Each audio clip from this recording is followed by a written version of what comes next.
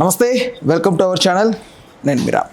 మోహన్ బాబు గారు నటిస్తున్నటువంటి దక్ష చిత్రానికి సంబంధించి మంచు లక్ష్మి గారు ప్రమోషన్లో భాగంగా ఇంటర్వ్యూస్ ఇస్తుంటే ఒక సీనియర్ జర్నలిస్ట్ ఒక ప్రశ్న వేయడం జరిగింది. అయితే ఆ ప్రశ్నకి జవాబుగా మంచు లక్ష్మి గారు చెప్తూ, ఒక హీరోయిన్ మ్యారేజ్ చేసుకున్న తర్వాత ఆ హీరోయిన్తో డివోర్స్ అయితే ఆవిడికి సినిమా ఛాన్సెస్ రావాలి అని అంటే ప్రొడ్యూసర్స్ కానీ డైరెక్టర్స్ కానీ ఈ హీరోకి గిట్టదేమో అన్న ఉద్దేశంతో ఆవిడని దూరం పెడుతున్నారని ఆవిడ వ్యాఖ్యానించారు. అయితే దీనికి ప్రతిస్పందిస్తూ ఆ జర్నలిస్ట్ కొన్ని పేర్లు చెప్పడం జరిగింది. సమంత గారు, ప్రధానంగా నాగ చైతన్య గారు, వీళ్ళిద్దరి పేర్లు ముందు పెట్టడం వల్ల ఇప్పుడు ఈ విషయం గురించి పెద్ద చర్చ నడుస్తుంది. ఓవరాల్గా ఈ అంశానికి సంబంధించి మనతో మాట్లాడడానికి సినీ మరియు రాజకీయ విశ్లేషకులు భరద్వాజ్ గారు ఉన్నారు. ఆయనతో మాట్లాడదాం. నమస్తే సార్. నమస్తే. ఎక్కడికి వెళ్ళినా ఎక్కడో దగ్గర ఈ సమంత నాగ చైతన్య టాపిక్ రిపీట్ అవుతూనే ఉంది. సో ఇప్పుడు మళ్ళీ తెర ముందుకు వచ్చింది. సో అప్పుడు ఆవిడ అలా అనడానికి గల కారణం ఏంటి? నిజంగా ప్రొడ్యూసర్లు, డైరెక్టర్లు డివర్స్ అయిన తర్వాత హీరోకి భయపడి హీరోయిన్కి ఛాన్సులు ఇవ్వరా? అంటే జనరల్గా హీరో సెంట్రిక్గానే సినిమా నిర్మాణాలు నడుస్తున్నాయి. మనందరికీ తెలుసు ఆ విషయం. ఎప్పుడైనా ఒక హీరోయిన్ ఓరియంటెడ్ సినిమా ఉంటుంది, ఉండవు అని అనం, కానీ వాటిని కూడా తీసి జనంలో ఉన్నటువంటి ఆ సెంటిమెంట్ని కూడా సొమ్ము చేసుకోవాలి అని అనుకుంటే ఆ సినిమాలు కూడా తీస్తారు. ఏదేమైనా కానీ సినిమా పరిశ్రమ అనేది హీరో సెంట్రిక్గా ఉండటం అనేది కొత్త విషయము, వింత గొలిపే విషయం అంతకంటే కాదు. అది మనది పురుషాధిక్య సమాజం. ఎవరు ఎన్ని విధాలుగా మాట్లాడుకున్నా పురుషాధిక్యత ఉంది ఇక్కడ. మెయిల్ డామినేటెడ్ సొసైటీలో ఉన్నాం మనం. దీని ప్రభావం ఎక్కడైనా ఉంటుంది. సినిమా అనేది హీరో పేరు చెప్పి బిజినెస్ చేస్తారు తప్ప హీరోయిన్ పేరు చెప్పి కాదు. అది ఎప్పుడూ రేర్గా జరుగుతుంది, ఏదో ప్రత్యేక సందర్భాల్లో జరుగుతుంది. రెగ్యులర్ బిజినెస్ హీరో పేరు మీదే జరుగుతుంది సార్. ఒకవేళ హీరోయిన్ కాదు. రైట్, ఇప్పుడు ఇది వాస్తవమే అనుకుందాం. ఆవిడ ఎవరైతే ఆయన చెప్పిన పేర్లు కన్ఫర్మే అనుకుందాం కదా sir. Samantha is bigger than Naga Chaitanya కదా మార్కెటింగ్ పరంగా. మార్కెటింగ్ పరంగా ఆవిడకి ఆ ఇబ్బంది ఉండకపోవచ్చు, కానీ వీళ్ళిద్దరిని పేరు చేయాలి అనుకున్న ప్రొడ్యూసరు ఇబ్బంది ఎందుకులే అనుకోవచ్చు, అవాయిడ్ చేయొచ్చు. అంటే తనతో పేరు చేయటం అనేది ఇబ్బంది అనుకుంటే వదిలేయచ్చు, తను కూడా చూస్ చేసుకోకపోవచ్చు.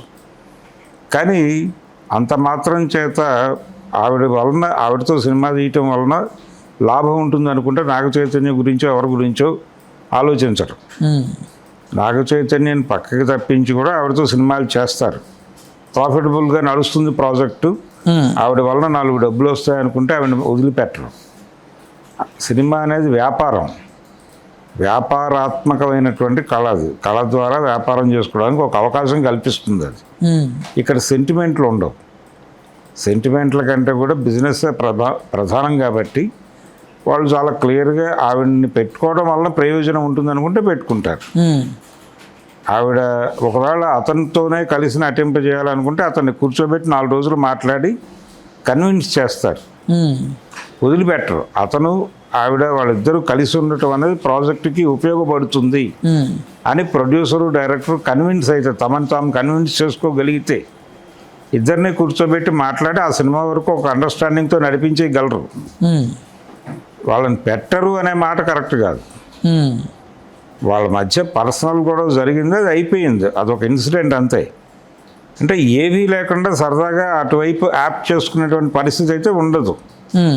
కొన్ని సెన్సిటివ్ గొడవలు ఉంటాయి కాబట్టి ఎందుకు వచ్చిన గొడవలే, దూరంగా ఉండటం మంచిది అనుకుని పక్కన ఉంటారు. కానీ ప్రాజెక్టుకి అవసరమని ఓ ప్రొడ్యూసర్ వచ్చి కూర్చున్నప్పుడు కెరియర్ మీద దృష్టి ఉన్నవాడు ఎవడు కూడా వదులుకోడు.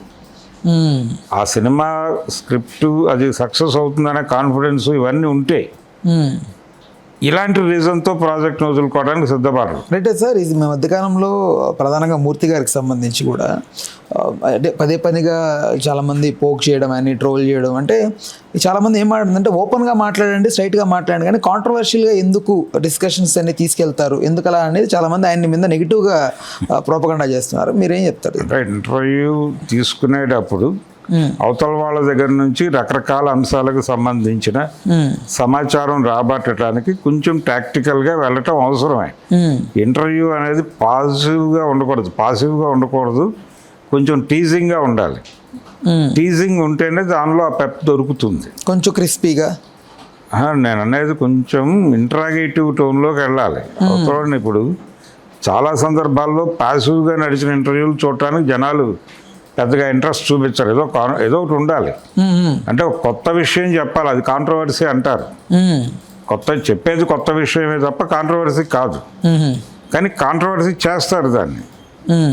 వాళ్ళకి అక్కడ ఘర్షణ ఉండొచ్చు. ఇలా ప్రతి సందర్భంలోనూ జరుగుతుంది. ప్రతి అకేషన్లోనూ ఇలాంటి సందర్భాలు వెతకచ్చు మనం. అందుకని వాళ్ళిద్దరూ విడిపోయారు అనుకుందాం. విడిపోయారు, ఓకే. మెయిల్ డామినేటెడ్ సొసైటీ అక్కడ కూడా అదే కాబట్టి అతనితో పేరు చేస్తామంటే ఆయన అంగీకరించకపోవచ్చు.